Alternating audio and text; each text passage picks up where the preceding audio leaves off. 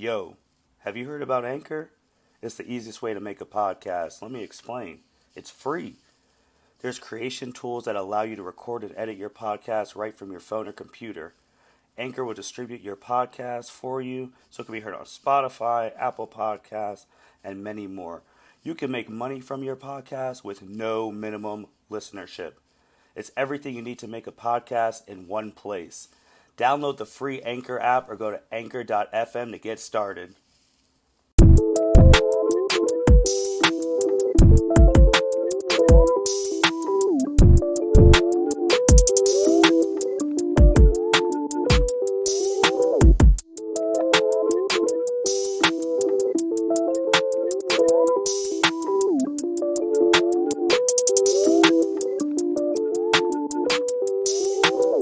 Welcome, everyone, to the L7C Podcast Wrestling Edition. Today, we have a jam-packed wrestling episode for you all. Today, we have the wrestling expert, Jacob Mason, with us. How you doing today, sir? I'm fantastic, buddy. How you doing today? I am doing well, man. I'm doing great.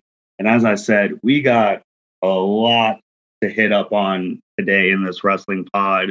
And it seems like our last one, which we do every 2 weeks, as soon as that one dropped, news just started coming out the wayside.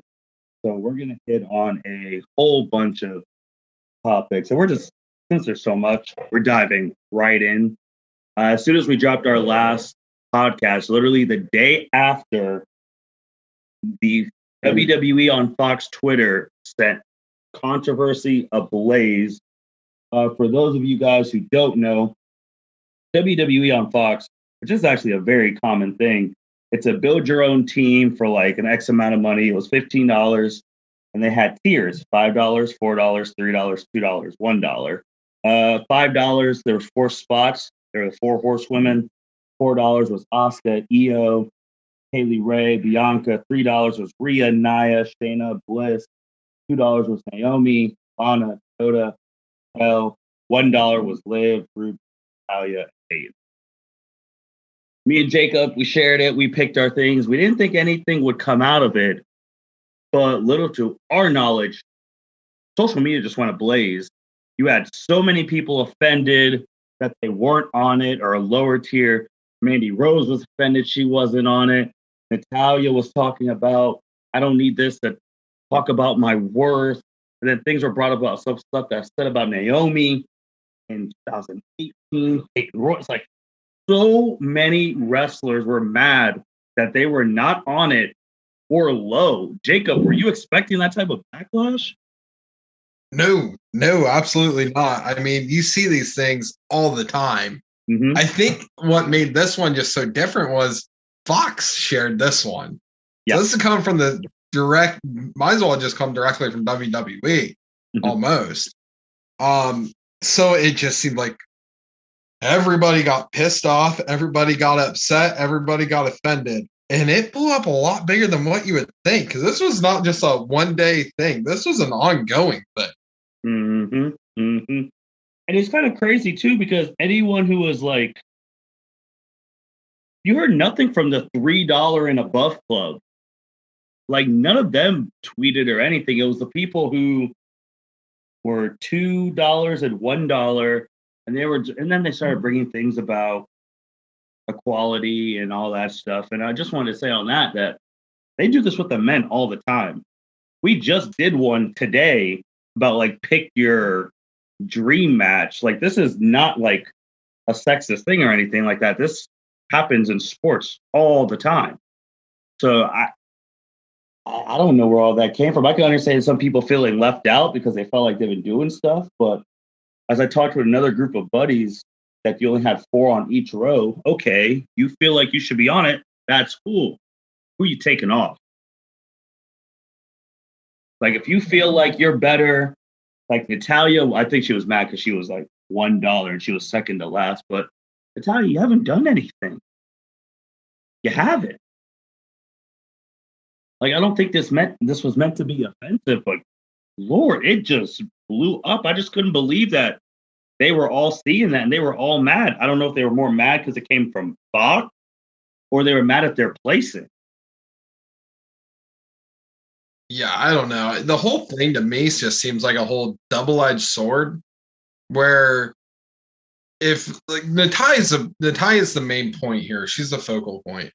So if you're pissed off that you're a dollar, and don't get me wrong, I think when we both did that, I think we both picked Natai because I'm like, oh, that's the gem right there for $1. Absolutely.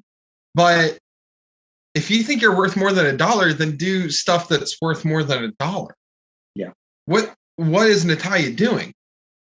I have no idea. Like nothing noteworthy, at least.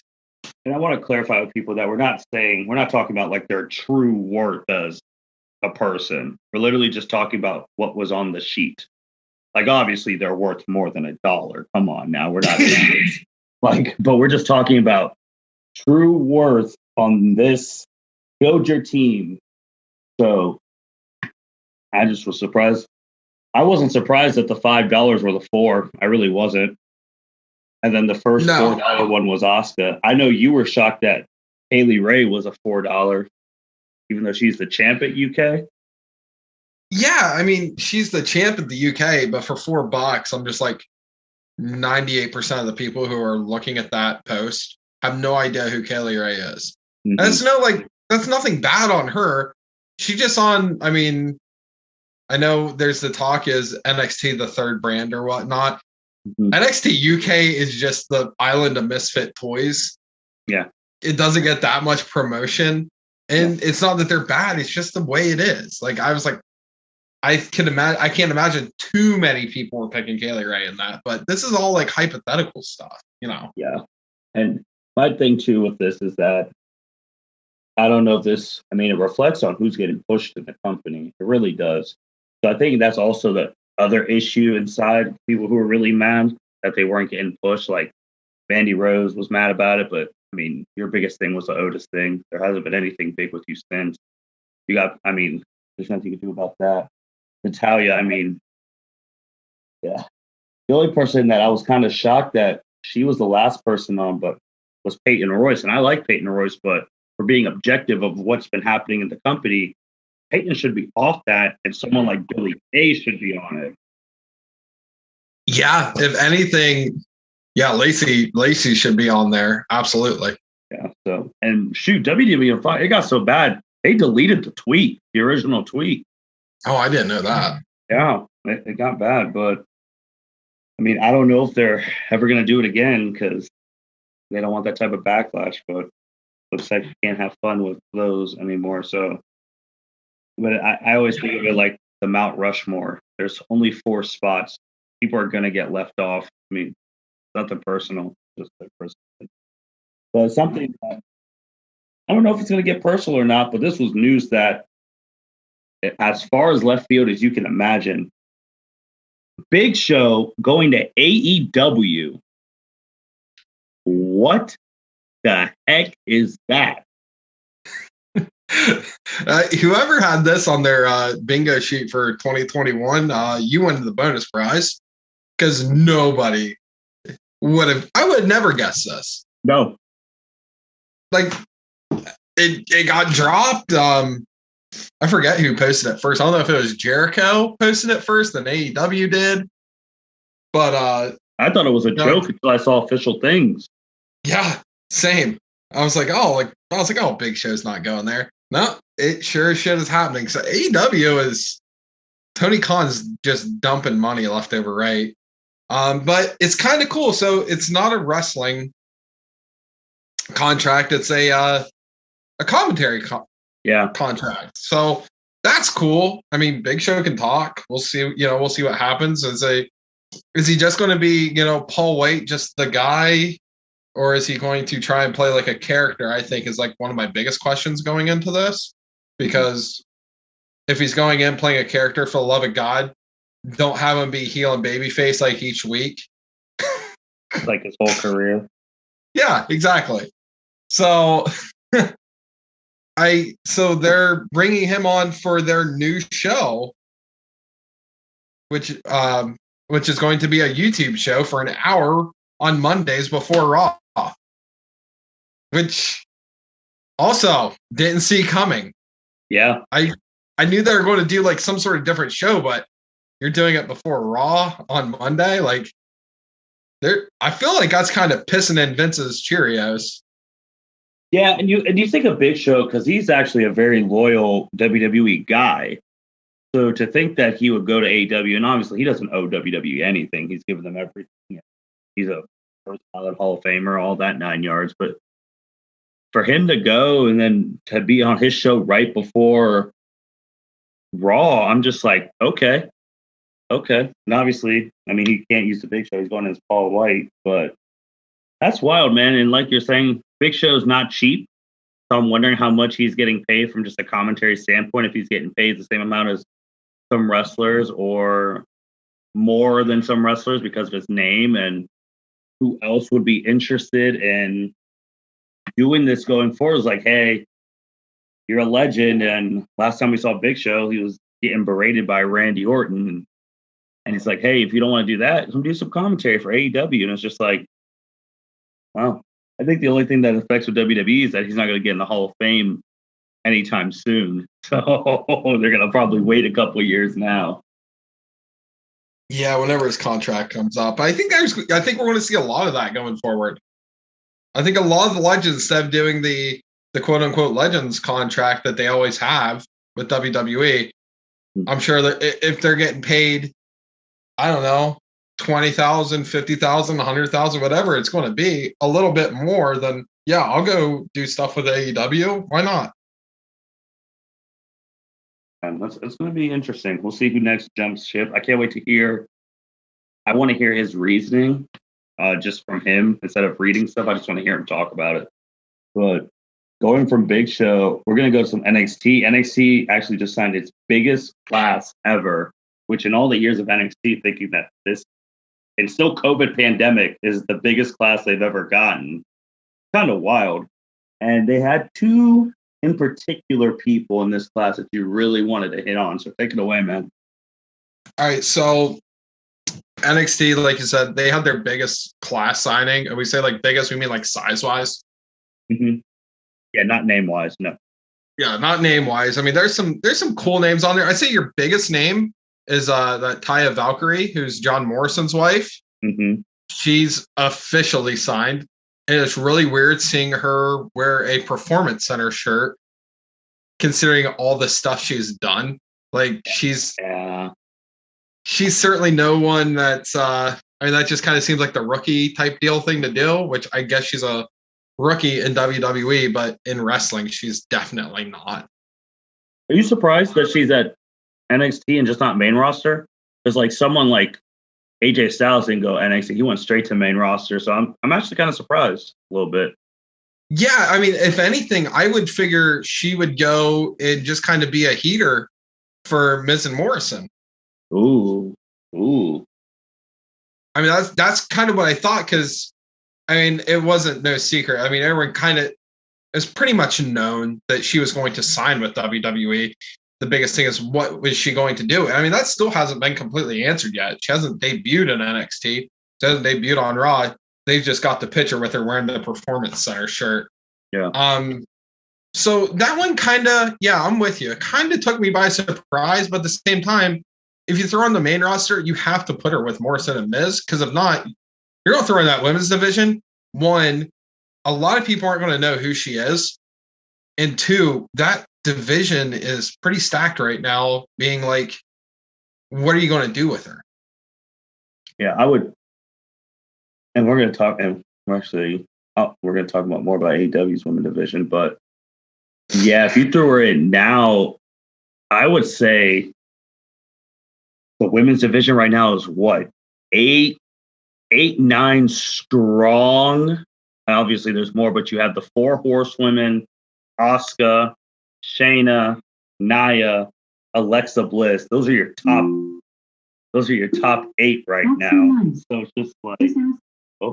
it's just like that's 8 already. So then, if you take those 8, and then you have those 8, you have the Royal Rumble winner Bianca Belair. That's 9. So it's like, when you come to the main roster, you're not even going to be in the top 9, let alone the people below that. So you're right, man. That'd be a tough sell to just throw to the wolves like that. Yeah, you couldn't do it. It would be bad for literally everyone because especially in WrestleMania season, you could do this probably, after a SummerSlam when things lull down. But like now, I mean, the storylines are going.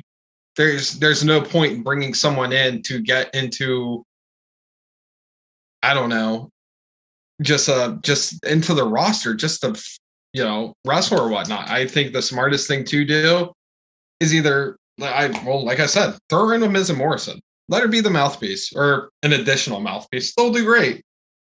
Yeah. But another couple signings they had Rick Steiner's son. Which I'm surprised because Rick Steiner didn't have the greatest exit out of WWE. Right. I'm actually shocked that he's a grown man, but letting his son go to a place that didn't end well for him. No, but I don't know. Maybe it's because things are past, and Triple H is all about mending bridges. So if bringing in Rick Steiner's son is kind of throwing out the olive branch, then yeah, go for it because it can be good business for everything. That's true. They have Priscilla Kelly. I think I'm pronouncing her name right. I always butcher it, but she's one of the women. And we'll talk about later when we talk about the AEW women's roster. But I'm just kind of shocked. WWE has signed her. Not that she's not good or anything. She's pretty good. She's got a pretty good indie name. But the biggest signing next to Taya is this guy named Parker Bordeaux. Now Parker Bordeaux, he looks like Brock Lesnar 2.0. Yeah. He is jacked. Yeah, he looks like Brock Lesnar's love child with a woman, or if Sable and him had another kid, that's what it looked like. Yeah, I mean, he's got the tattoos. Ex-football player, or college football player. But him, and funny enough, one of the first times I seen him was on Eve Marie's Instagram. Mm-hmm. She was hanging out with him, and I'm not sure what the connection is there, but I just happened to see it on her Instagram. And it's like, damn, like this guy's Brock Lesnar 2.0. Paul Heyman was another one who initially signed him or got him to get signed or whatnot. But it's very weird, and this is where I want to want your opinion on this. Everyone's saying Brock 2.0 because he looks like Brock. He acts like Brock. His thing is like Parker Bordeaux, destroyer of gods. I mean, it's being in my opinion, and I'm quoting Chris Jericho here, being the second anything is a death sentence because you are officially compared to whoever you're being. This instance being Brock Lesnar. You can't live up to Brock Lesnar. He's a mythical being. He's the money guy for WWE. I mean, I cannot think that is a good. I mean, he's getting a lot of people are talking about him right now, but if he don't live up, I mean, people are just going to shit all over him. So, what's your thoughts? My thoughts is that with the Brock Lesnar, I haven't seen him, the Parker. I haven't seen his, I guess, stats or whatever. Because Brock Lesnar, when he was coming in, this dude was the NCAA champion in wrestling. So besides working on the indies for a billion years, that's as high as wrestling experience you can get coming into WWE. That you went to the national championship twice and you won it your senior year. You were 6'3", 300 pounds running 4.5 40s. I don't think anyone's going to ever be like that physical specimen that Brock is. And I 100% agree with you that when you start, if that's how you're going to introduce him, that's going to be real freaking bad because people like you, people like me, the casuals, news people, ESPN, NBC, they're going to be like, this guy's supposed to be the next Brock Lesnar. This guy's supposed to be the next Brock Lesnar. And that never works out. Even if you've watched third generation superstars, Randy Orton, The Rock, when you start comparing them to their people and who they were great, and they have to live up to that, it gets a little hard. But when you let them be themselves and not compare them, it's a lot easier. And obviously, Randy and The Rock, they surpassed their parents. And Charlotte's going to win more titles than Rick. I'm already going to say that. You heard it here first. But yeah, it's a danger trap, man, because Brock Lesnar, if I remember the time frame correctly, it took him 6 months to win the WWE title. Because he debuted, won it at SummerSlam in 2002 against The Rock. I think it was a 6-month span. And this guy, Parker, I mean, you and I have talked about so many times about people just coming in, part-timers or whatever, taking title opportunities. How are people going to feel that a rookie from NXT who's named the next Brock Lesnar swoops in, and if he gets a push like that, takes the title from somebody? That's not a good way to get him received well, don't you think? Oh, it's terrible. I did see he's at least trying to do his best right now. I'll give him that. He's posted on his Instagram, like, I'm not the next anything. I'm the first Parker Bordeaux or whatnot. Like, at least he's trying, but it's like, dude, like, you didn't have to say a word. It's just the way you look. I mean, he just has that jacked white boy look. Yeah. Where, I mean, it's just, congratulations, you're just falling into this category. What I could see happening, I mean, you could go a couple different routes with this. I mean, because Vince is going to be all over this guy. There's no doubt. Unless he really sucks. Oh, yeah. That'd be bad if the man can't wrestle, because Brock Lesnar can go. Well, I could see, I mean, you also have Paul Heyman in on this, who's high on this guy just because he has that look. Where would Vince just start him out? Like, I'm just thinking there's different things here. Can you imagine Vince just literally bringing in a quote-unquote performance center rookie, who's not even an NXT rookie, and just have him be a part-time guy, and that'd just be his job his entire life? Like, lift the weights, come in part-time, and just be a full-time, part-time guy. Like, I can see some Vince doing that stuff, because they're going to give him 4 moves. He's going to be like how Roman, was, how everyone's always got your Cena 4 move or 5 moves of doom. Roman has 4, whatever it is. I mean, I can see them just giving him, hey, you're going to do a punch, you're going to do a throw, you're going to do a kick, you're going to do a finisher. Congratulations, that's how you're winning your matches. This is the formula. This is what you're going to do. I can see Vince doing some stuff like that, which good for him, but everyone's going to hate it, which and would be good for Vince, I guess. I don't even know if you could put Paul with him, because that would literally go into the stereotype that he's just Brock Lesnar 2.0. That's the biggest thing. And also, I mean, the wrestling world needs him, but Paul Heyman's not going to be around forever. So we can't always rely on Paul to get these people over like a Brock back in the day, or the stuff he's doing with Roman now. So, and I don't know if those couple moves of doom, depending on who you are, can cut it anymore at this point in time. Like, I really don't. I feel like you got to be putting on at least some 20, 25-minute matches to be like a top tier star in this era of wrestling, don't you think? I don't think so. And here's why. And I hate myself for saying this. The top guys, minus Drew McIntyre, over the past couple of years, have really been your Goldbergs and your Brock Lesnar's. They've been your champs. Like I said, exception of Drew here. Right. I think you could get by with doing the couple moves of doom and having short matches, because if that's how you're going to build this guy, I mean, I guess let it happen. I mean, I'm not going to be a fan of it, but I can see Vince doing that because he'll just be a star. A little pushback on that, though, with the Brock and the Drew. I mean, with the Brock and the Goldberg, you're right. But I would say that with those two, though, they have equity, because they were doing it for a while. Like, I don't think he could just start and do that, though. He's got to prove himself. Like, if he comes in, if he doesn't even go NXT, just performs, comes in, wins the title or something like that, it's going to be nuclear heat, but it's going to be bad because everyone's going to be like, who is this guy? And then we're going to go, and then me and you are going to get to the rat race of, look at all these NXT people who've been on the main roster, haven't even got a title opportunity. This guy just hops in from the Performance Center for the title, beats somebody.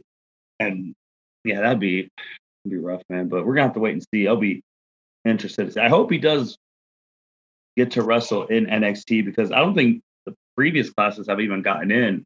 Like, obviously, so now you got Brock Lesnar 2.0, and on the previous class, you have The Rock's daughter. So, oh god, I forgot all about her. Their class hasn't wrestled yet, so we have to wait and see on that. But talking about titles, this past weekend, the Royal Rumble winners made their pick. Edge, we didn't want to see it come, but it happened. Edge chose Roman Reigns. We all expected it. This past Friday, Bianca Belair picked Sasha Banks. We all expected it. So the two Royal Rumble winners picked the two SmackDown champions. It's not that surprising, too, because SmackDown's on Fox. They're taking over the A show, whatever. So I suspected they would pick both the champs. Bianca and Sasha makes the most sense out of those two. It'll be the first time two African-American women have a main event at WrestleMania for the title. So that's really cool. The Edge thing, I'm just, besides Roman being the top guy in the company, it doesn't make sense to me. It just doesn't. What about you?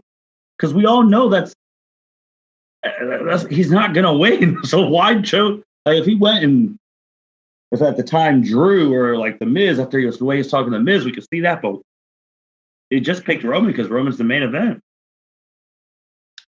From a wrestling mark standpoint, it makes zero sense. From a business, what's going to make me the most money standpoint, it's the right move. Yeah. In my opinion. Because you're going to get all the casual fans going, who knows Roman Reigns' name, who remembers, Edge's name, because Edge was massive, So from that standpoint, that makes sense. And they want to make Fox happy. Yeah. So that makes sense to me. I'm not saying I like it. I don't. But at the same time, like, it doesn't shock me. No, it's just the fact that we all just know there's no way Edge is going to win. So the comeback story is going to end, which is sad. The only way I could see Edge win is if they use this as a setup for Roman a WrestleMania 2 from now, and Dwayne interferes and costs him the belt. That's the only way I could see Roman losing. So then that sets up Roman versus Dwayne at the next WrestleMania, or that one in Hollywood that was supposed to happen this year, but COVID. That's the only way I see Edge winning. Well, I like that. That's good. I guess like my only other question with Edge's match, does somehow, I'll just make a prediction here. In the middle of this match, somehow, some way, Jey Uso is going to get involved, or Paul's going to get involved, and we're going to see a Christian run in too in the middle of this match. So I'd be okay seeing that because you're going to see Edge and Christian do like a concerto or something cool. So I'm good with that.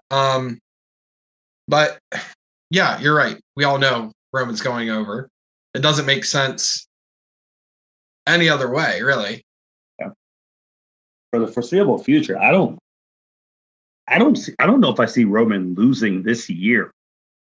Like I just don't see it. No, I don't see Roman losing, especially with the whole Dwayne thing that we all know is coming the following year. I don't see him losing it till after Mania. Of next year. Yeah, of next year, of when they're in Hollywood. Because he's going to put down The Rock and retire officially, non-officially, whatever. He's going to retire The Rock, and then someone else will take it from Roman then. That's my opinion. Yeah, and it's also crazy with Roman, too, that he's there. as Daniel Bryan said on Talking Smack, he asked Paul Heyman, how did you get Roman Reigns the Brock Lesnar contract? Because Roman Reigns does not wrestle on SmackDown. He's there. He'll talk. He'll spear you at the end of the show to let you know it's his show. But Roman does not wrestle on SmackDown like that anymore. He just wrestles at pay-per-views. So he's a full-time part-timer. Like, that's a new breed right there. A full-time part-timer. Paul Heyman guy. Hey, that's shocked the world too. But Bianca and Sasha makes sense. If they get time, they're gonna tear it down. Absolutely. That leaves Raw and their champions, which that's sad. But going into that, when Elimination Chamber happened, we were shocked by this. We had a cash in by The Miz. Drew McIntyre. First, you knew something funny was happening because the Raw Chamber was the main event. We thought it'd be the SmackDown one because they were going to wrestle Roman at the end, but you knew something was funny. Drew won the Chamber, rightfully so. Bobby Lashley comes, destroys Drew. We were like, well, what the hell? And Miz comes in, cashes in, becomes champion. Never thought I'd see Miz hold the big belt again. First, were you surprised by the cash-in? Yeah, I didn't see it happen that night. The one thing that also made me go, that's odd, and I was like, oh, is something going to happen, was they had Miz talking to MVP in the middle of Elimination Chamber, like in the back. So I was like, something's up there. They just don't make something that blatantly obvious without doing something. Yeah, and it's crazy. Yeah, and then he did that, and we all knew he was not taking that title to WrestleMania. He was a transitional champ, and that prophecy was fulfilled just this past Monday. Bobby Lashley, through end arounds, he beat The Miz in a lumberjack match, and 16, 17 years in the making, finally became the WWE champion. Were you shocked after all these years they finally put the strap on Bobby? Raw at this point, I think, is the redemption show for all of Vince McMahon's like old misfit toys that he got rid of and decided to come back. Mm-hmm. I was happy to see Bobby win though. Don't get me wrong, I love a chicken shit heel Miz. That's always good times. But he was such a scaredy. Oh, that was hard. I was like, ugh. I was like, we haven't had a heel like this in a long time. Oh, it's great. And he plays that part so well. He's made for it. And but Bobby going over, I was happy with it. I'm good with it. Damn, the Hurt Business. I was so wrong. I was dead wrong. I talked shit about them. I talked about how stupid they were having the whole thing with Retribution there on the one podcast. And I was like, this is terrible. Damn. Good job, guys. Everyone there, except for MVP at this point, because he's injured, if I remember correctly. Or he's got something wrong with him. Is a champion. Damn. The one something else that's kind of crazy is MVP was there when Bobby won the TNA heavyweight championship, and he was also there for when he won the Raw championship. So that's kind of cool, actually. Yeah, and MVP, I mean, they've all stated how they weren't doing anything. Like Shelton was barely on TV when he came back. Cedric wasn't doing anything either. Bobby was at the time in the worst storyline with Lana, and MVP comes, creates this Hurt Business. I like the fighter for hire type thing. It reminded me of the old APA days with Ron Simmons and JBL, how they'd be playing cards and you knock on the door, you need someone beat up, you pay them and they do it. So I like that aspect. And yeah, man, seeing all of them have belts is just crazy. And they gave them time and they did what they needed to do, and it worked out. I mean, at the beginning, like another group that, like New Day, remember they were the gospel preaching. Like people forget beginning, they were not like. They rode that wave and they became like 8-time tag champs. Like Kofi finally got the big one. So it's real interesting. And then when you have a guy like Bobby Lashley, I mean, he checks all the boxes. He dresses nice. He's physically imposing. He has a military background. Like, he has everything. He just never got this belt. So with him as champ, you got a lot of things you could do at WrestleMania now. I would think he's going in the champ, because if he won that and then he doesn't go in the champ but loses it at Fastlane, Raw's going to get revolted on. So you obviously have the Drew match. I think Drew deserves to have a title match. Let's just get out the way. Everyone's been talking about it. The Lesnar possibility. Yeah. I don't know what the hell Brock Lesnar's been up to. If he's just stuck in Canada or wherever he is. And I don't know, but that would be the match. Because anytime Brock Lesnar's matching with a big dude you actually think can beat Brock Lesnar, that's good. You got Braun Strowman, who he wants a title shot. And we're still waiting for The Fiend. We're still waiting for him to come back, but obviously that's going Randy Orton's way, but maybe later. So what do you think about these possibilities of Bobby Lashley's champ now? It's so funny because a couple podcasts ago we were talking about how we hated part-time champions, and yet here I am hoping for Brock Lesnar to show up just so we can finally see the match, which I guarantee would not hold up to the hype that everybody's wanted to see that's put on this for years. Mm-hmm. But damn it, do I want to see it? I want to see Brock make a part-time show up and just have a match. I don't see that happening. I imagine this is going to Drew, and I think they're going to have I think they'll have a 4-star match at Mania. Yeah, it's just the fact that I think it's going to Drew too, but Bobby's been trying to fight Brock in everything. He was trying to fight him in WWE.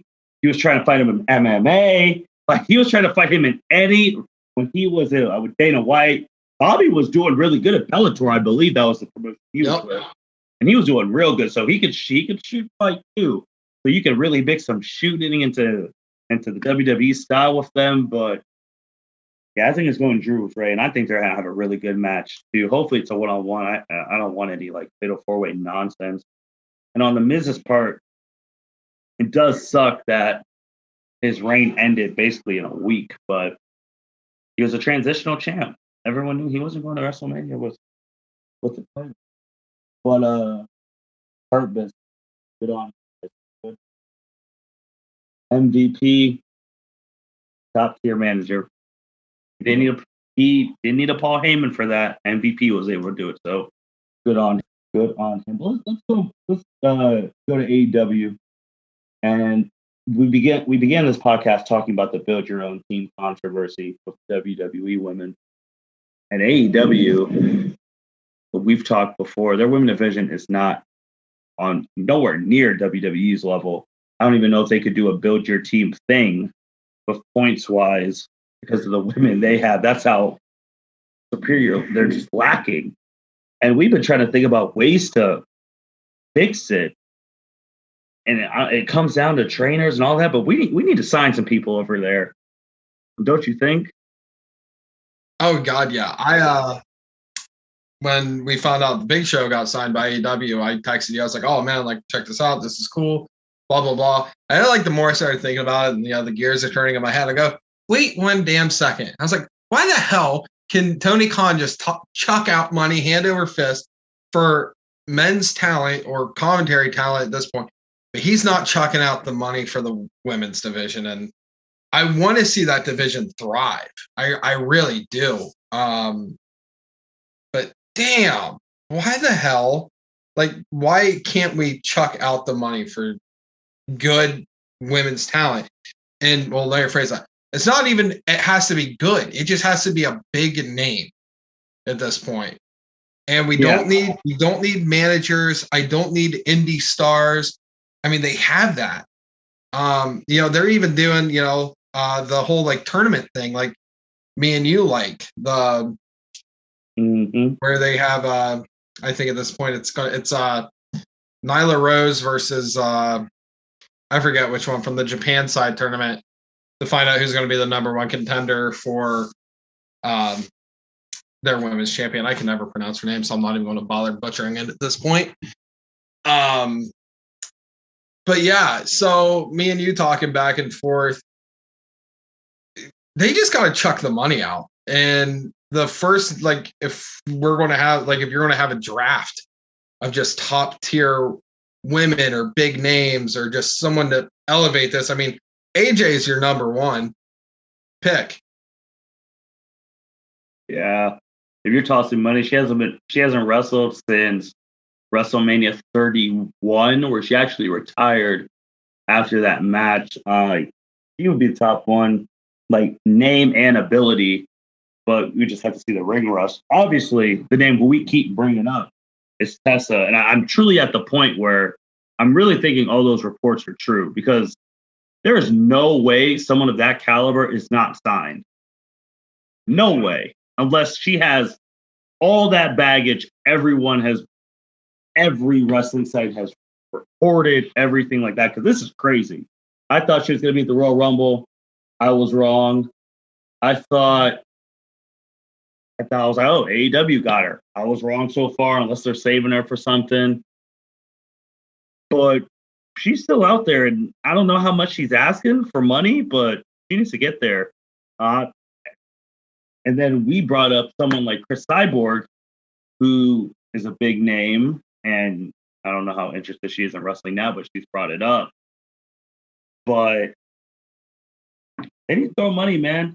But it's the fact that you need someone with a name that you were hitting. Like, they might have to even go after someone like Eva Marie, because she has a name. She's attractive. She has a following. That'll get eyeballs to AEW. Yeah, but honestly, if they would sign Eve Marie, because my wife actually threw out that name and me and her were talking about it, and I think that would be terrible. I think that would do more harm than good, because yeah, she has a name, but the name she has is just an absolute garbage name when it comes to wrestling. Nobody liked her in WWE, or like fan wise, I should say. Nobody was like, oh yeah, I'm a huge Eve Marie fan. Like, she's phenomenal. Like, no one ever said that. So I would stay as far away from Eva Marie as possible. I would say, Kelly Klein, but she's got her own thing going right now with a lawsuit with Ring of Honor, which that's going to be a lot of baggage. Yeah.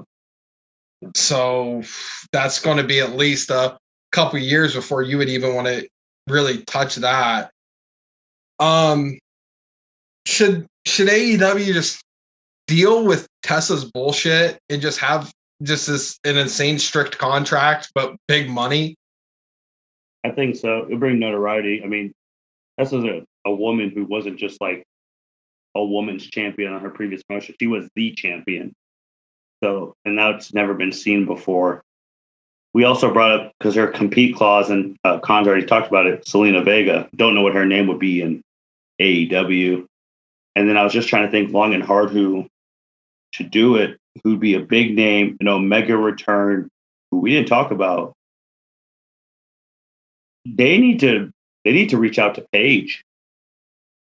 I think that's the one. If they can get her in a doctor's thing, because I mean, Daniel Bryan came back. If they can get her in a doctor's thing and she gets cleared, they need to go to Paige. And Paige has already shown frustration with WWE thanks to our patent pending third party ban, where she couldn't twitch anymore, and that broke her down. As you talked about it, how she was crying, saying ever since she couldn't go back in the ring, that was the only way she could connect with fans.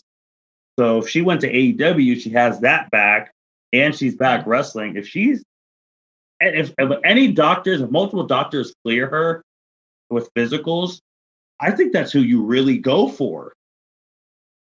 Yeah, longevity wise, name wise, wrestling wise, that's the name to go for. But here's the deal. I mean, I don't know how long her contract is with WWE, but WWE knows, like, she would leave in a heartbeat and go to AEW. And I think they're doing to her what they did with Paul Heyman years and years and years ago, where it's a quote from Vince McMahon: "I'd rather see Paul piss from inside the castle out than from outside of the castle in." And I think they're going to want to just chuck out that big money, like, hey, hang out and I'm going to throw you millions of dollars to sit your ass at home, essentially. But I think Paige would probably want to wrestle more than just sit at home at this point. I think she just hates everything that's happening right now. I would also say, too, with that, though, because her biggest thing was WWE backstage, and that's really not even happening anymore. Renee already left, but then that was weird that she came back for, like, that one thing. So it's like, I don't know, man. I don't know how long her backstage, whatever contract is. Not like she's doing anything of relevance. I really think that's who you really go. That's who you go, man. Imagine, I don't know, but if you could get Paige and Tessa, instantly bolster that women's division. Because I don't even know who the women's champ is off the top of my head.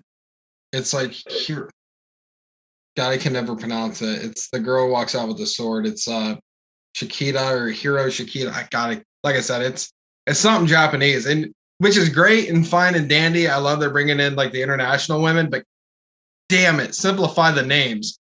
And I used to work for Disney. That's what they would do with all the international people with really hard names. I had a roommate who was from China, and I could never, like, no one could ever pronounce his name. Disney gave him a name tag and said, "You're Dylan. Congratulations." Like, but I would also say with the international talent, that's good, but they're not. It's not Asuka and it's not Io. Yep. That's the thing. Like, you're getting the talent, but they're not the top. And like the people I see most from AEW women like promoted, well, obviously Conti, Anna Jay, Britt Baker, Dr. Britt Baker, obviously Brandy Rose, but she's out for the foreseeable future, about to have a kid. So it's like, you name those people.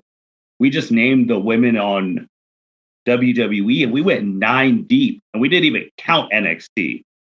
Right. Like, we count NXT, you're talking about Io, you're talking about someone like Dakota Kai, Raquel, almost going like 15, 20 deep of top tier, top A, B plus caliber women who can main event on any given night. And there's still women below them waiting for that push.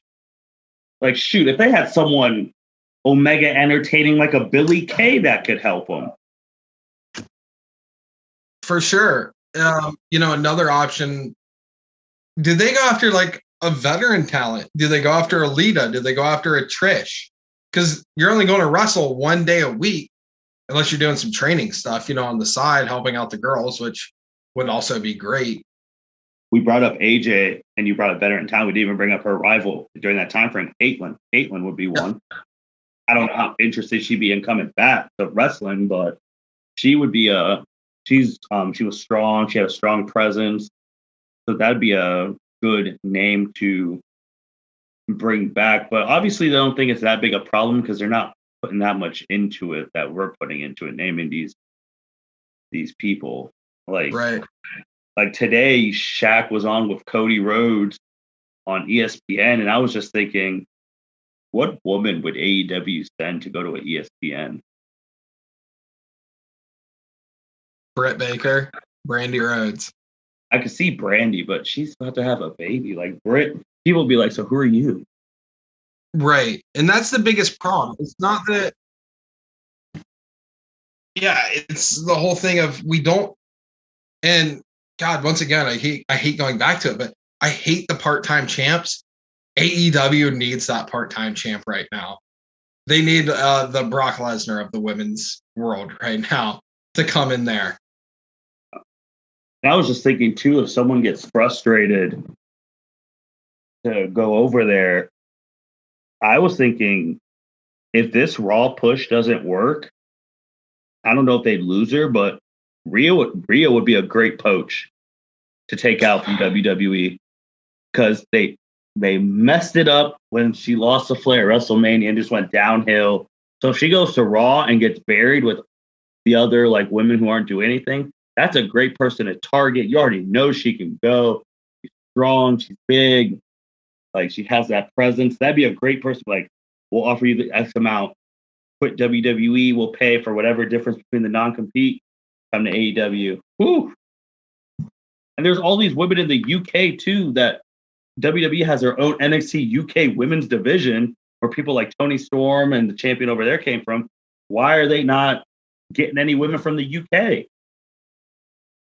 Because I think when WWE did their NXT UK, I mean, they just poached the entire England, essentially, the entire United Kingdom, with the top talent that they could get, and basically ran out all the indies for the most part there because they took up all the stars.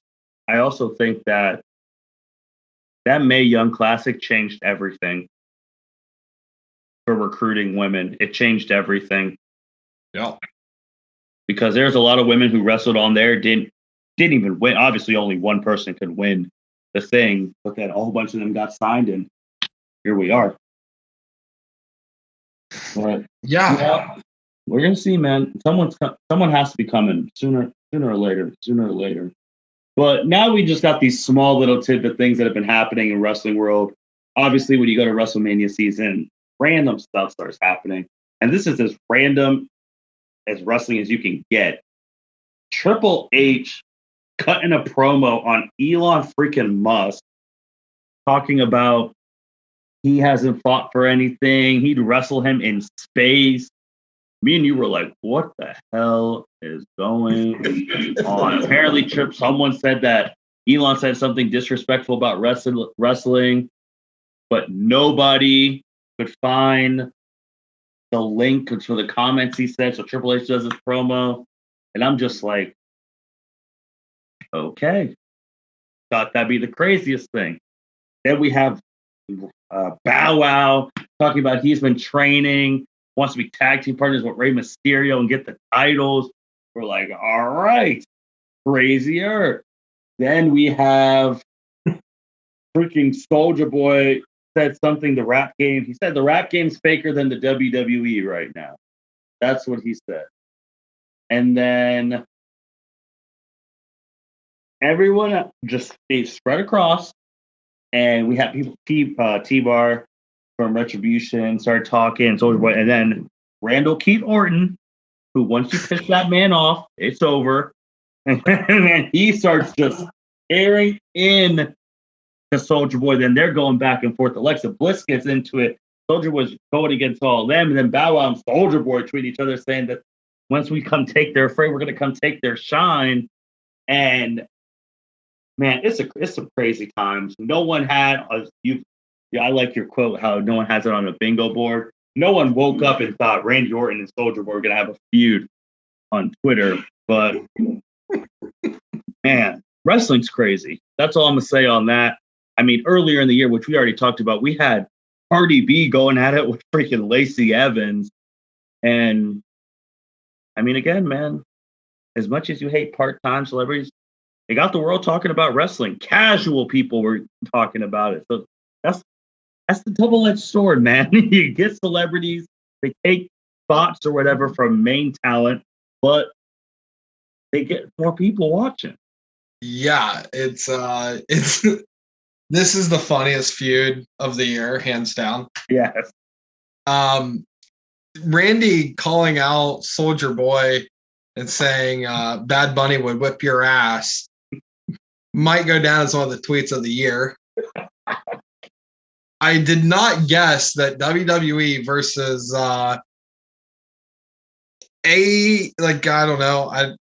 top tier rappers and just washed up rappers.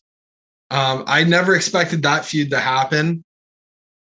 I'm not complaining. It's hilarious. Pissed off Randy Orton on Twitter is he's so much better on Twitter, in my opinion, than he is in the ring.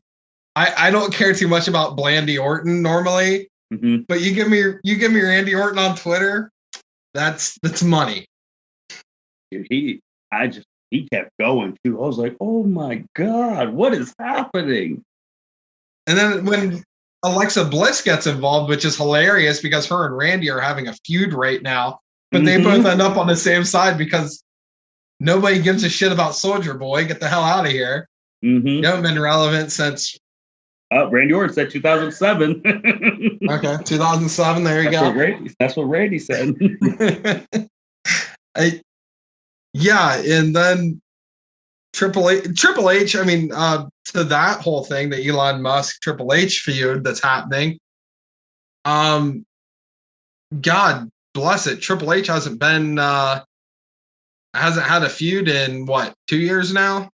I think the last one was Batista, wasn't it? At Mania? Yeah, 35. Yeah. I don't count that Randy Orton nonsense. That was just used for him to get thrown fire on by Alexa Bliss. But yeah, he hasn't wrestled since 35. Yeah, well, he can still cut one hell of a promo. He cut a beastly promo. I have no idea Elon Musk. Elon Musk. I hope he doesn't drive a Tesla.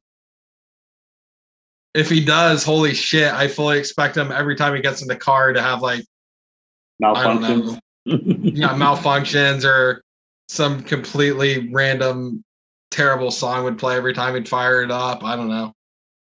It's interesting. I don't know if he's trying to recreate. Well, he's not a billionaire. Triple H is not. I don't know if he was trying to recreate the Battle of Billionaires thing that we had with Vince McMahon and Donald Trump at WrestleMania 23, which that's crazy to think about. How Donald Trump's in the WWE Hall of Fame, like the Wrestling Hall of Fame before he became president. So that's wild too. And I was just thinking when he said that, I'm like, Lord help us. I could see 50 years down the road them having a WrestleMania now in space. Like Vince won't be around. Well, but God, if the technology was there, they would try it. WWE is almost like the Fast and Furious people. Space is the only last option left for them. Like that's how crazy they are. But I don't know, man. I don't think Soulja Boy or Bow Wow is actually going to show up at WrestleMania. I really don't. No. Obviously, WrestleMania normally before COVID always has like one or two celebrities in a stupid match that they win. Like Snooki was in a match at WrestleMania 27. Like things like that, but I don't think that's happening this year. Well, I mean, the account Bad Bunny. Yeah, I guess the Bad Bunny, because we know that match is happening. But again, shout out to Bad Bunny, still shouting you out for taking that 24/7 title and performing with it on Saturday Night Live. Still and dude, it's crazy that big Omega megastar that he is right now. Since Royal Rumble, he's been on every single Raw. Yeah. Every single one. And it's showing me, too, that whenever that's done, Damian Priest is getting a big push. Yeah, for sure. And, I got to give props to Bad Bunny. I don't know if I said this on the last podcast or not, but, damn, he's bringing that title everywhere. Almost every post on his Instagram, he's doing something where he's posing with the title. Like, dude, wait, say what you want. He's bringing eyes. He's bringing eyes. He's bringing money to the product, getting more fans involved. I can't complain about that. Yeah, I can't either. And just, this wasn't on our notes, but we're recording in March. And obviously, March is Women's History Month, which we've actually talked about the women a lot on this podcast. So that was really good. Jacob, man, when you see we're going to talk about the WWE Women's Division. We already know who the top 8 to 10 people are. And we know who the top 5 are. Like, that has been evidently shown on WWE and PWI. When Bianca Belair beats Sasha, because that's going to happen, and that's going to make her a star, who else is next up in the women's to make them a star? Because as deep as it is, they can't rely on the top 5 forever either. Oh, that's a good one. Because I don't know, I got to separate this between who I want to see get pushed and who I think will get pushed. Mm-hmm. And are we just talking Raw and SmackDown here? We're talking all of them. All right, so the one that's going to get pushed good and maybe end up beating Io is that Xia Li from NXT. I don't know if it's because of the that UFC flyweight women's champion, whatever her name is, the one from China. Mm-hmm. But maybe it's because Xia Li's from China. I have no idea. But it just seems like the world's getting, sports world is having Chinese women right now just be a thing, which cool, I guess, whatever. But I could see her getting like the big push this year. Main roster wise, if Lacey wasn't pregnant, I would say Lacey Evans. Yes, man. They've been teasing that she was the first feud when Becky won the title for months. She was in a big feud with Charlotte. That is coming. I agree. Oh, I know the woman that's going to get pushed. It might be for a minute, but she's going to get pushed. And that's your girl. The ravishing Russian, the table master, Lana. I will say to her, shout out to her for congratulating Bobby Lashley, talking that was good on her today. But she tries, man. That's the thing. As bad as she is, she tries. Like if she could just she has it's the fact that she has absolutely everything except the wrestling ability. That's it. I mean, as hard as that's to get, but I've warmed up to it because I mean she does try. She'll be tag champ With Naomi, which that was strange staring out of the blue. But I think I don't know what Io will do when she gets to the main roster. I'm liking Raquel, man. I'm liking Raquel Gonzalez. Depending on how her and Dakota Kai do on Wednesday against Nia and Shayna, I can see Raquel doing things. Obviously, there's Toni Storm, Lacey Evans. Sooner or later, they're going to have to decide if they're going to talk about bombs. They're going to have to shoot Mandy Rose to the moon or not. I mean, she's a better wrestler than Lana, and depending on what you like looks-wise, she's right up there. So that Mandy Rose is a perfect person who could take that belt everywhere and promote. But I just don't know about the wrestling ability. I mean, there's Peyton, there's Billie Kay. There's a lot of the Riot Squad. The Riot Squad, they can go. They could be tag champ. They could be real tag champ. And they can go as well. But man, once Becky comes back and all four of them are healthy, oof. I mean, we know where the titles are going to be. Because when Asuka drops her title, she's not going to have the title for a while. So, the women's division, it's never been this deep. It never has. Don't think it ever will be, but it's never been this freaking deep. And good on them. They're all doing the thing. Charlotte's going to take the title at WrestleMania. Just saying it now.